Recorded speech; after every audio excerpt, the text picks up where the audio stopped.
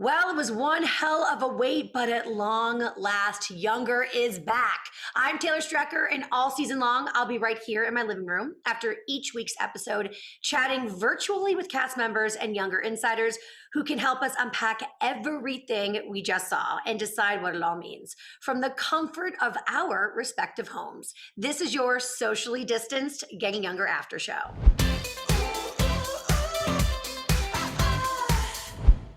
Okay, a Younger season premiere never disappoints. And this one had as many ups and downs as Charles and Liza's favorite carousel. Here to help me process it all are Sutton Foster. Hey! Hillary Duff. Hey, girl. Hi! Nico Tortorella. Hey, Nico. Debbie Mazar. What up, Debbie? I feel like we're in Hollywood Squares. I know. Brady Bunch style. And last but certainly not least, Molly Bernard. Hey, girly. Hello. You guys, I'm so happy to see you. It's been forever. It has been forever. Before we get into tonight's episode, let's take a minute to acknowledge what caused the extra long wait for the season and why we're talking to each other virtually right now instead of being together. It's the thing called the pandemic. I think we all know what it is, yes. So first things first, how have you guys been in the pandemic? It's been a wild ride. I mean, to watch my city completely shut down, to everyone start wearing masks, how the mask evolution evolved. I got COVID early on. I survived.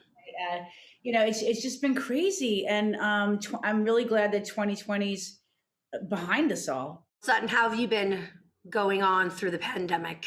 Oh, I've been okay. My family, we have a house outside the city. So we came up here in March, like right when it was all kind of going down. And there's been like silver linings, spending a lot of time with my daughter. She's 3.5, my family, my dad lives up here. So we've been, trying to sort of hunker down and be together. Totally. Nico, how you been hanging in there? I mean, it hasn't just been the pandemic, right? 2020, we've had a revolution. We've had an election. It has just been nonstop. I think all things considered, in a lot of ways, I was built for a quarantine. Alone in my house for weeks, months, years, potentially on end. I'm good, girl. I'm like a hermit, so weirdly I'm thriving, which feels confusing and wrong and bad, but I'm like, I don't like to see anybody or step outside my door. So we're in the same boat, I guess. Hillary, how have you been doing, girl? You know what? In the beginning, it was really hard becoming a second grade teacher to my son. And I had like an 18-month-old at home. And then we all of a sudden took on so many more responsibilities in the house, just being us. But I think it boiled down to how lucky we all are to have each other. And our little family just found a way to operate and everyone take on the new roles. And that was really sweet and challenging at times, obviously. I was very grateful to be in LA and have a backyard for my kids to play in. And we got chickens, which was really fun. Ooh. And we made another baby. So a quarantine baby, like half the rest of the world. It seemed like a good idea. Now I'm terrified that I'm going to be a mom of 3. But we're going to go with that as it comes. And Molly, how have you been doing, girl? I identify with every single one of you. It's been every surprise that has happened progressively throughout 2020. I was like, oh, it's 2020. There's no of course, why would I be shocked? I have 2 moms. One of them got breast cancer, and that was probably the hardest because it happened when we were shooting. And so I couldn't really spend time with her because our job is a little too high risk to see someone immunocompromised. That I would say has been the hardest. The brightest has been spending time and falling in deeper love with Hannah, my fiance. We got engaged right before the pandemic. Congrats! How long has it been since we've seen each other? Over a year, right? Yeah. 1.5? Yeah. Well, it's so good to have you guys back. Thank you guys so much for being here. I missed you so much, and I'm happy you guys are surviving during these times. I also am really curious, what was it like to be on set, and what are the extra safety protocols? a major learning curve, I think, for everyone. No one's had to work through a pandemic. And it keeps evolving. So everyone is learning as we're going, which is a little scary at times, but in many ways it feels the same because it's us and we've all worked together for 7 years and we have mostly the exact same crew. And so, and we're on the same sets. We're at a different sound stage, but we're on this. As soon as you get on the set, you're like, I know this is okay. But there are these extra things, we're masked and goggled, and now we're in like isolation tents. We're in like cleared little bubble where we all have like our own little bubbles. But we're also really lucky that we get to work. I'm come from the theater world where a lot of my friends are not working, and I feel very lucky that we are working and that we're being as safe as we can. I think we all really wanted this season to happen because it is our last season. And I think we all really want to be there. So all of the extra protocol that felt really weird the first week, we've all just adapted to it and accepted it because we want to be there and we want to finish this show because we've all put so much into it and spent so much time together and we love each other and we know this is kind of like the last time we're going to be doing this. So, we wear the shields and the masks and in between takes. I think one thing that I struggle with sometimes is, when we go on set, we want to be really open for our job. Right. And it's impossible to feel open all the time when you're like physically guarding your body from something that you can't see, Right. Yeah. I've kind of been using the word when people ask, how has it been going? I say I dissociate on set in order to like make it stay because it's like I have to cognitively trick my brain when we're rolling. When masks are off, I have to pretend like there's no pandemic. And that's not easy to do when our lives have been defined by it for essentially a calendar year at this point. We're so grateful to all of you for everything that you guys are doing to make the show happen. And I'm so sad it's the final season, but I'm so excited for it. And so let's talk about the season premiere. First and foremost, we finally got some resolution to Charles' proposal from last season's finale. And things didn't go quite the way that Team Charles may have wanted. Sutton, what was your reaction to Charles' all or nothing stance when it came to marriage? I just hate that it's so definitive, that it's like, that it's so, it was so rigid, but then that is like part of who he is. Like he is formal and, it's like what he wants. And I mean, and Liza they both have these very strong feelings about it. And so I hate that. I was very, very frustrated. Yeah, I know. was super frustrated and probably will be for a very long time. I'm a little mad at Charles, but I don't know. We'll see. I'll give him the benefit of the doubt because he is Charles after all. As the season goes on. Molly, Lauren was like insanely invested in that proposal. Were you surprised by how things went down between Charles and Liza in the end? Yeah, Lauren is in for a real surprise about it, which was both ridiculous to shoot and fans will have fun with.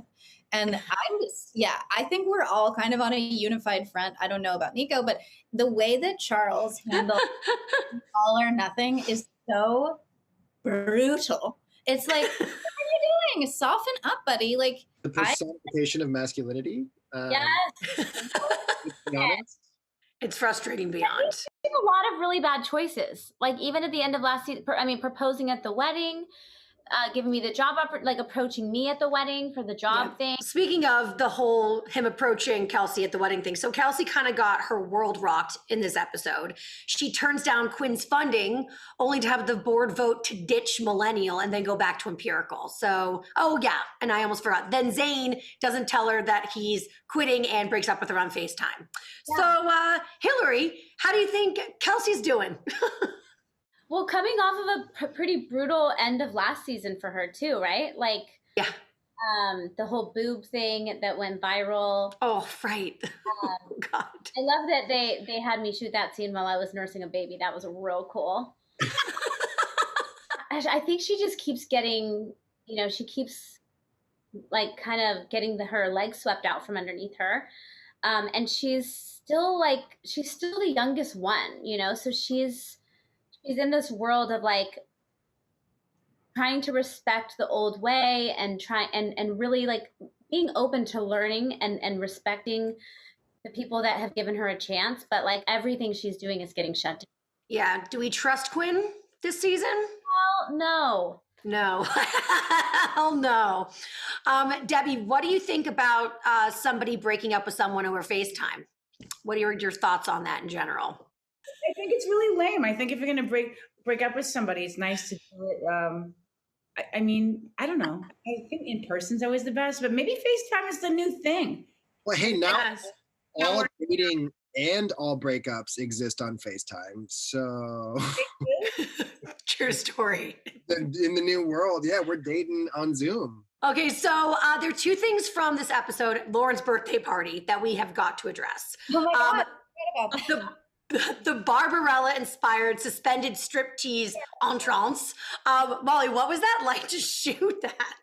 Before we started shooting, I was suddenly I had been on a couch for 9 months, and then I was suspended 30 feet in the air on a harness, and I was like, this is a bizarre dystopian reality for me.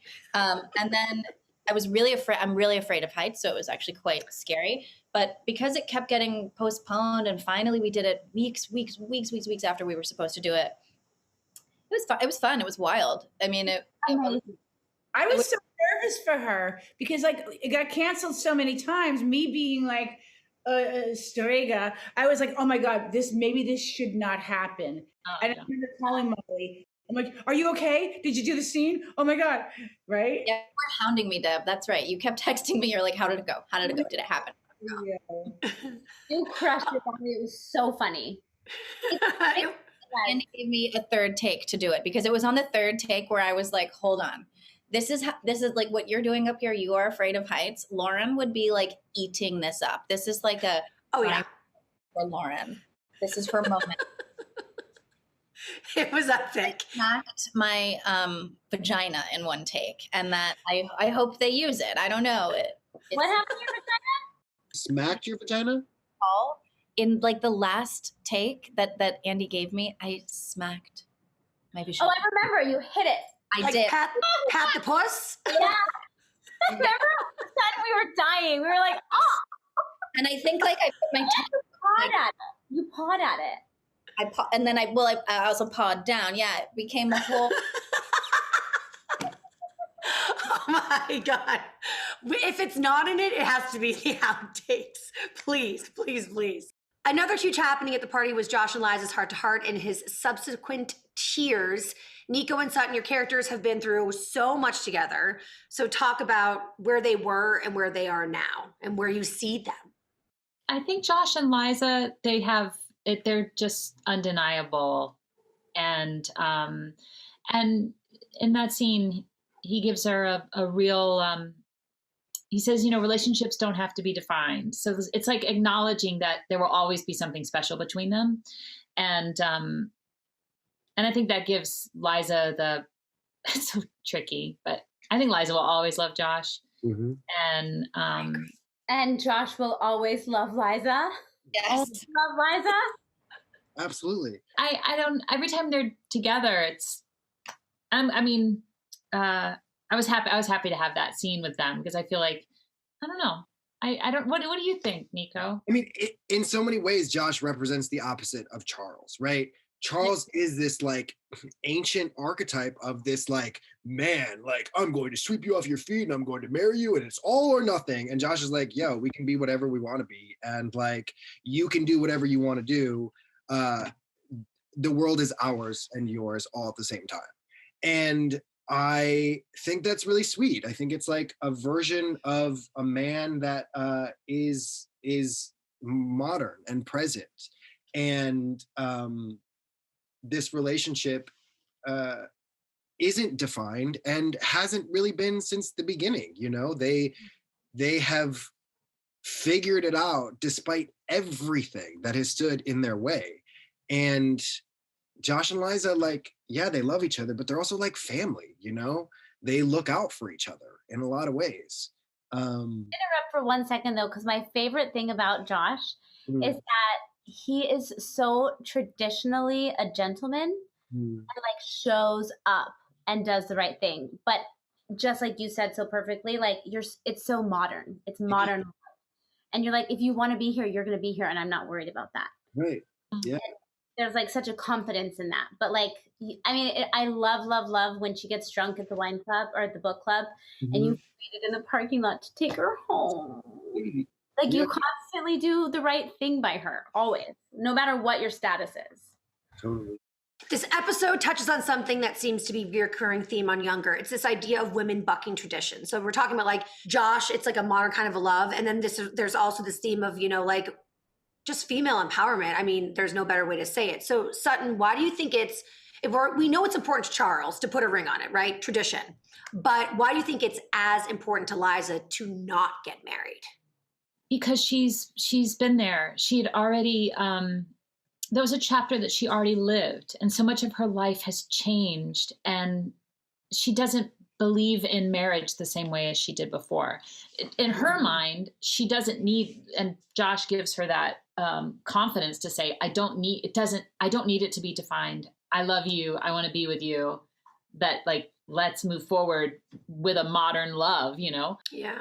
She works so hard to get to this place. And so I understand her not just wanting to just go back to just, okay, like hem-hawing the old traditional way. Yeah, I'm proud of her, you know, and I'm proud that she like holds her ground too. And but yeah, it's very frustrating. Well, maybe her and Josh will end up together. I don't know.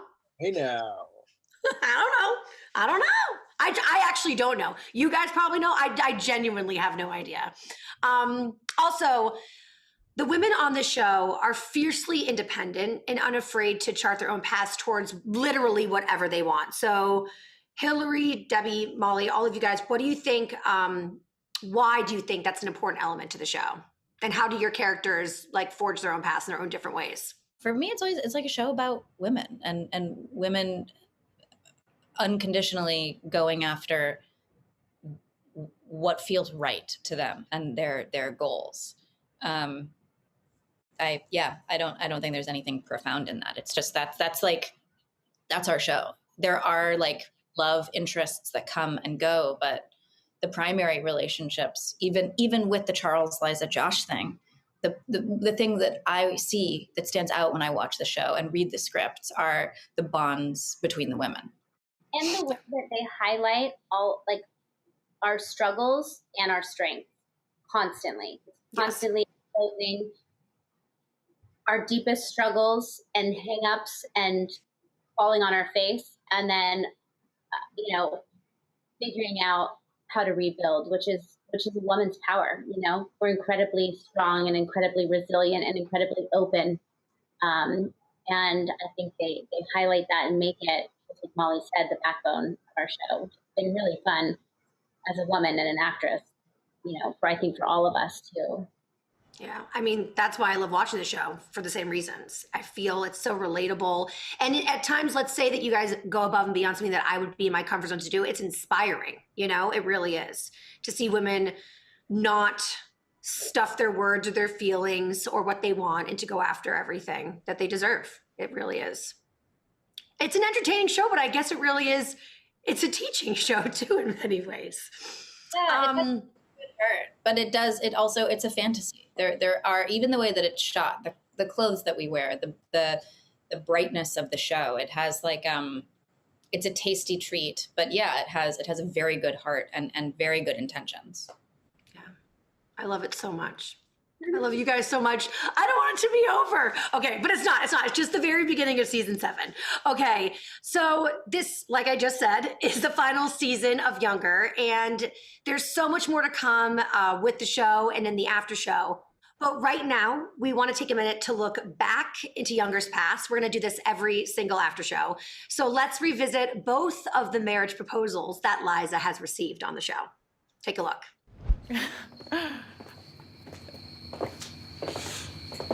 So, that was unexpected. Yeah, didn't know Berlin was still together. Yeah. Must have been a one-night only kind of thing. Sure hope not.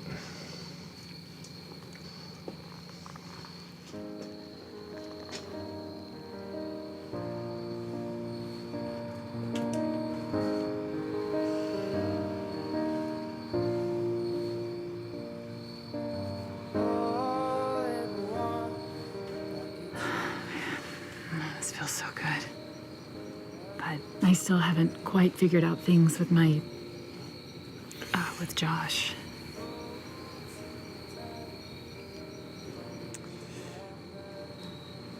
Yeah. It seems like you do have a few things to figure out.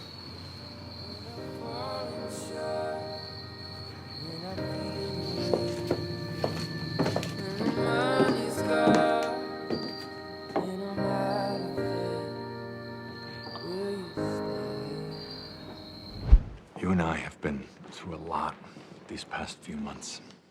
Real life ups and downs. I have fallen deeper and deeper in love with you. How can I not?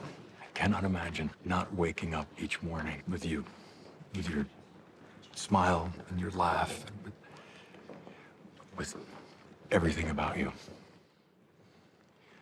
Liza Miller, will you marry me? Oh my God. I can't decide which one warrants the bigger gasp. Josh spotting Charles and Liza making out right before he's about to propose, and then Liza walks in on that bed of roses with the proposal, or Charles' surprise proposal at the wedding.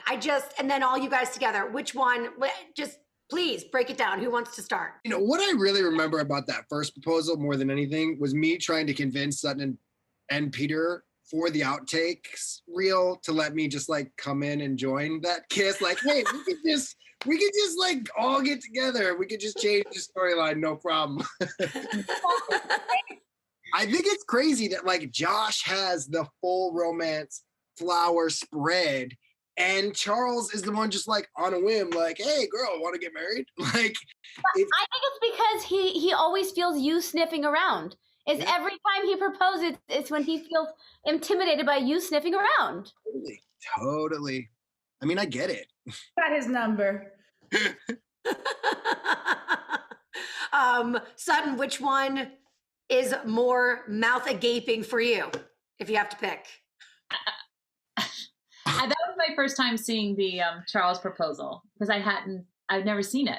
Wow. So that was my first time seeing it, and I was like, and it leaves on such like I don't know, it's like, you just get proposed to so many times. It's another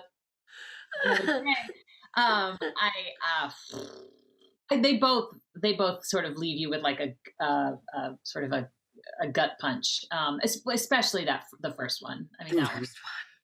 Yeah, that one, absolutely. That one's a heartbreaker.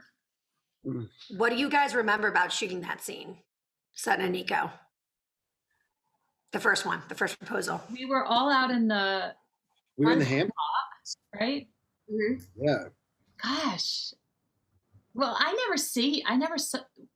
never sees you. Right. You had to just turn the corner and see us macking out. I mean, I remember what was happening behind the scenes. I was like dating this other person that is not my current married partner, and we were talking about getting married, but then I was like asking Liza Sutton to marry me. It was all very fucking meta, to be honest with you. Yeah. Debbie, Molly, which proposal did you think was more shocking? The Josh one is heartbreaking. Yeah, the Josh one that moved me too. Yeah, me too. It's romantic. The other one's like, the other one was a soap opera. Yeah. You're so fabulous. I love you. We're at the wedding. I don't know. Like I love Josh's, and when you see them together, it's just heart wrenching. Yeah. It's just that reaction. When you see Liza's reaction to the marry me and the roses on the bed, she's just like, whoa, caught off guard. I think Josh's was really about Liza, and Charles's was kind of like about everything else that was happening around them. about him. Yeah, totally. And Josh, well, I think the first one's obviously the most like gut wrenching, just because it feels more intimate. You're seeing Josh's pain, you're seeing Liza's pain, you're seeing something that's like satisfying. It's satisfying to watch them kiss finally after like all that buildup, but it's wrong, and you're like, why can't I look away? Why does this feel good? And then but the reality is like, yeah. I always root for Josh, so it extra hurt. I wonder what's going to happen this season. We shall see. At the end of this season, Taylor. I have my predictions. I have my conspiracy theories. I'm going to keep them to myself, but I'm excited. I'm sensing a vibe in general that it's going to go in a direction that's going to make me very happy. We all know. That's why we're all stuttering when we talk to you. We don't want to I know. On top of that, know how it ends. It was so emotional. By the end of the two, like we were all bawling. Like we couldn't get words out. I cried for like an hour after. I'm crying right now, honestly. I want the audience to know, you guys, I genuinely don't know what the hell's going on either. So I am in the same boat with you. But yeah, okay. I'm not going to keep pushing you guys on it because I don't want anybody to even give me like a blink that makes me know what's going to happen. It's time for a fun little game. Are you guys ready for it? Yeah. It's called Stealing Younger. So you're each going to show us something that you took from the younger set, essentially that you stole, and tell us why you had to have it. And if you've actually never taken anything, then what do you potentially have your eye on? Okay, here we go. So let's start with you, Debbie. I never stole anything because I have so much shit in my house to begin with. I'm a collector of everything. That there's nothing that I wanted. And I got to help design the set a little bit, my apartment. So, but I always had my eye on that couch. Oof. The turquoise couch we all sit on. And when I lived in my old house in Brooklyn, I didn't have a couch for 10 years. My children were like, Ma, like we're supposed to sit on the couch and watch TV together, like family night. And we never had a couch. So I really wanted that couch. Oh, okay, Hillary. There is I wish I had it here to show you, but I'm in New York and I live in LA. The last episode of the last season, I wore this amazing bubblegum pink leather Balenciaga skirt. Yes. And it was like, had big snaps on it and it was so fancy schmancy. I was like, I probably would never buy this for myself. I'm just not going to change. I'm go home in this. And I just texted our amazing wardrobe stylist, Jackie, and I was like, is it stealing if I text you that I'm like actually getting in my car right now with my pink skirt on? The other thing that I know that Sutton's going to want to take these special red candies home from set. That's what I was going to say. No, a little jar of candies. You have to tell about it. It's so gross. So since season 1 in the Empirical office, there's like this little jar of red. On my desk, right? It's moved. It's moved different desks. They somehow saved this little jar of red candies, and they've been there for 8 years, and they were hard, and now they're soft. It's so gross. And so we're always like, where are they this year? And now they're on like a little table in the front. But yeah, I'm totally stealing them, and they're going to show up at your house at a box. How have they survived so long? They're like, someone's like, oh, gotta put the red candies. Don't forget the candies. That can be like an Easter egg for someone to like go through all the seasons and find that the red thing of red candies.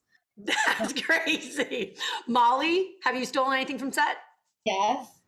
Oh. Have it? I stole these. Oh, that's a good one.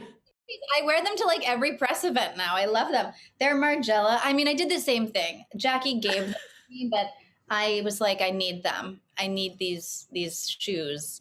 Yeah. So I guess it's not technically stealing, but it's from the show and it now lives in my house. I love that. Nico? I mean, I definitely have some clothes, some Josh clothes. I'm in the middle of a couple moves right now, so I don't have access to them. But in Debbie's loft, in Maggie's loft, there's a bunch of like really gnarly taxidermy. And there's a couple squirrels that I have had my eye on since season 1.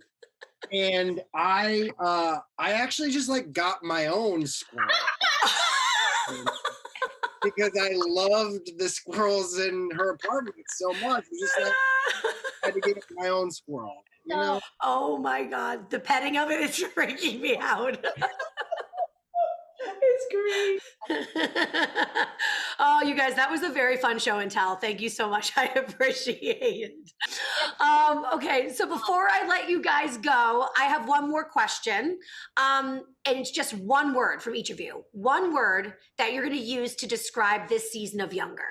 One word. Okay, Nico, we're going to start with you. Button. There are some really just beautiful buttons for all Okay. of the characters. Yeah. Okay. Molly? Unexpected. Okay. Okay. Debbie? Raw. Raw. Yeah. Wrong? Raw, like raw, not like raw. Raw in the sense of, I feel for me this season, Maggie, it has to open up, or it gets ripped open in certain ways. And it's raw for her. Like normally she's championing stuff and gliding through life, and this has been it's Maggie's 2020. Oh, God. Sutton? I'm going to say frustrating, Okay. but then satisfying. I'll take it. What was that, Hillary? Like where it's going. I did only say one. Hillary, did she steal your word? Is that why you're upset? My word is very simple, but I'm going to say love. Okay. A lot of love in this season. A lot of people show up for each other. A lot of people, it's just like the little friendship crew that's the little engine that could, and there's a lot of love in there. I love it. You guys, thank you so much for joining me. I really appreciate it. So good to see you, Taylor. So good to see you guys too. I miss you guys too. I know, virtual hugs. We'll give them all, pass them along, spread them, and kisses too. Thank you guys so much for joining. And thank you guys so much for everything that you did to get us season 7 and for wrapping this show up. And thank you to the squirrel, because really you're the star of this after show, this episode. But the good news is we have a whole season left and I'll get to see you guys. So this is just goodbye for now, not goodbye forever. So love you guys. Thank you so much for joining. Really appreciate it. Hey, everybody. Bye, y'all. Bye, guys. And you guys, I'm Taylor Strecker, and this is Getting Younger. Get excited because we have a whole season 7, our final season of Getting Younger as well, of course, as Younger. Join me again here after next week's episode for more behind-the-scenes stories and insights from the cast. Until then, here's a sneak peek of what's coming up next. I didn't want things to end. I just don't want to get married. But I guess that's a deal breaker for him. I'm impressed with Chaz's passion. I mean, I basically thought he was a man-shaped building with a good haircut, and then you brought him to life. Just in time to see him walk out of mine. Oh, please, he's not going anywhere. You're gonna see him every day, and he's gonna see you doing all the things that turn him on, like wearing reading glasses or chewing on pencils. He'll come running back. This is just hurt pride. I tried calling him 3 times last night, and he just let me go to voicemail. I didn't think he'd be this... No. You want me to trash him, and then the two of you are gonna get back together, and I'll be as welcome as that short hair in a bar of soap. No.